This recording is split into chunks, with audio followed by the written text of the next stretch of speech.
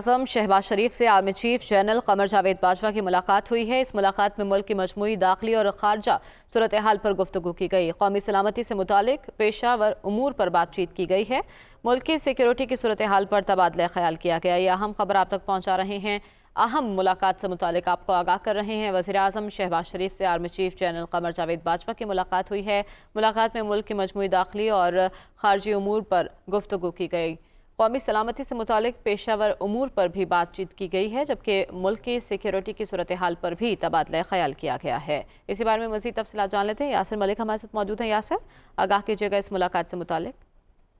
बिल्कुल, वज़ीर आज़म शहबाज शरीफ से army chief general Qamar Javed Bajwa ने मुलाकात की है और इस मुलाकात में जो आर्मी चीफ की जानिब से पेशावराना अमूर पर जो है वो तबादला ख्याल किया गया है और इस मुलाकात में शहबाज शरीफ ने और आर्मी चीफ ने मिलकर चलने का अज़्म का जो है वो इज़हार किया है और अब पेशावराना अमूर पर भी तबादला ख्याल किया गया है। वज़ीर आज़म हाउस में ये मुलाकात जो है वो आर्मी चीफ से हुई है। जी, बहुत शुक्रिया यासिर, आपने अपडेट किया अहम मुलाकात से मुतालिक।